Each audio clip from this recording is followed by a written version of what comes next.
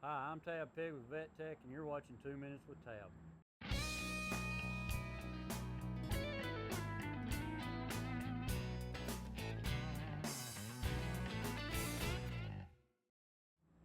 Today what we're going to look at is toe cracks. We get a lot of people emailing us on Facebook and from our website asking about toe cracks and how to repair them. Sometimes you don't want to repair a toe crack. You don't know what you might have living underneath that toe crack. So what we're going to do in Pat Burton today from Burleson is going to show you today how he handles toe cracks and why he does what he does with them. Clean the bars up just a little bit, and this horse has this area in the toe been giving him an issue, but it is starting to heal. Initially it was about nearly 3/4 of an inch from the coronary band, so it has grown down. We may have to investigate it a little bit more. We're just going to trim him as we would any horse we're going to leave barefoot.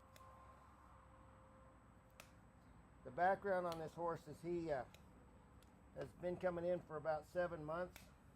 He's got bilateral lameness and a little bit of caudal heel pain.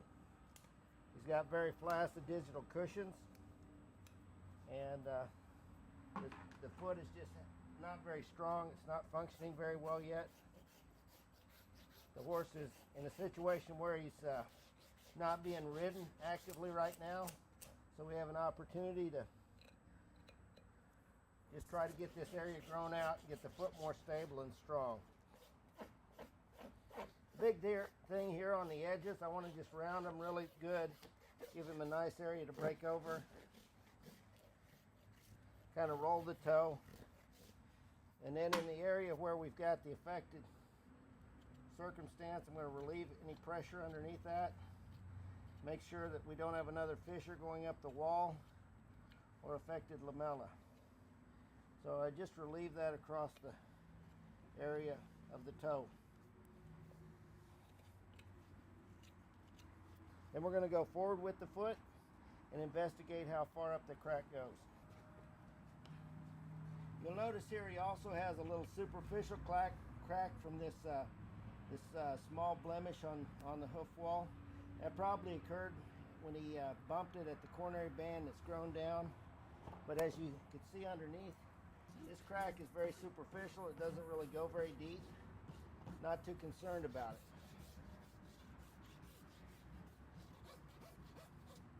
The important thing on these toe cracks is the fact that once they crack and the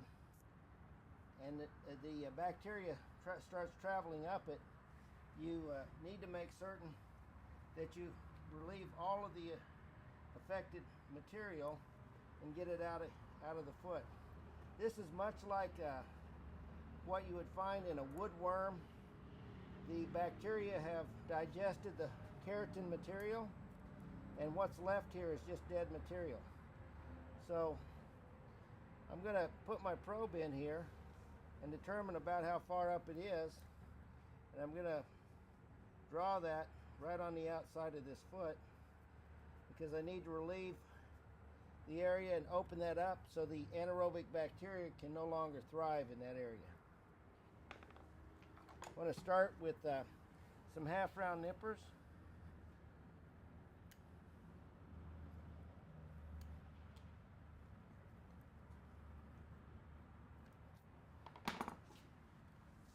Got a small loop knife that I'll use on some of these.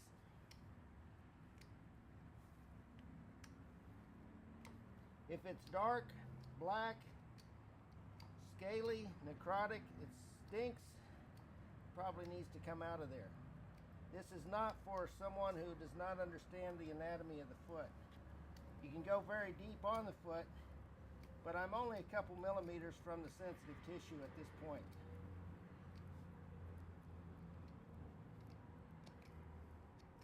You just want to get down to nice, healthy tissue.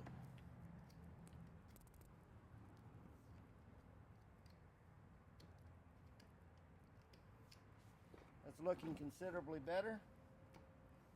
Now the important thing is to make sure you get it all the way up. It's got this one little place that's going up here just a bit more. If you look closely, there's just a little bit of red there. So I'm right at the edge of the blood supply. We don't want it to bleed.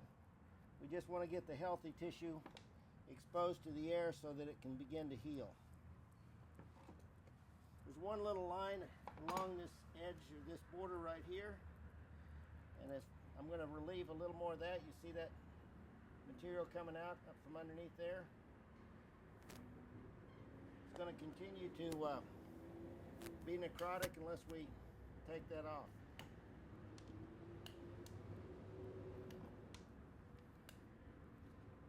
I'm not that concerned about taking this material off because it is hard and keratinized under here. This is all necrotic tissue in the stratum medium that has been digested by the bacteria.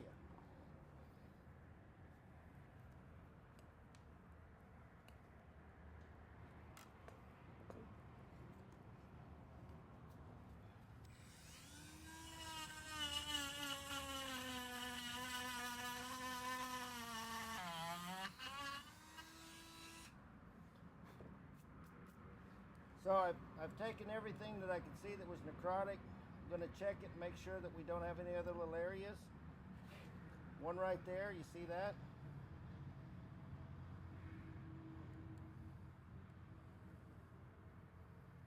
Everything else is nice and tight, nice and tidy. Just have a small area right here, we still need to relieve that.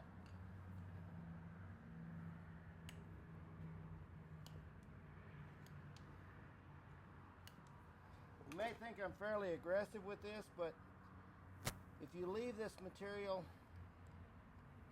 where it can proliferate, it'll just continue to go higher in the foot.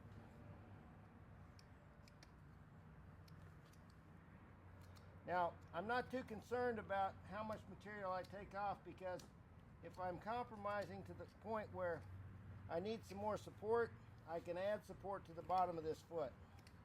I can stabilize the foot with a sole pour.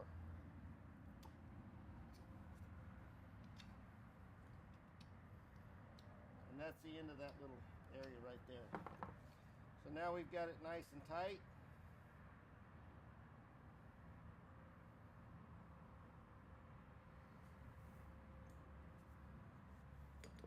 We'll just round up the edges.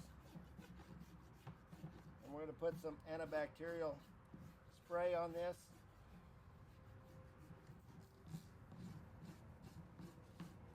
And then the owner can treat it because it's exposed to air.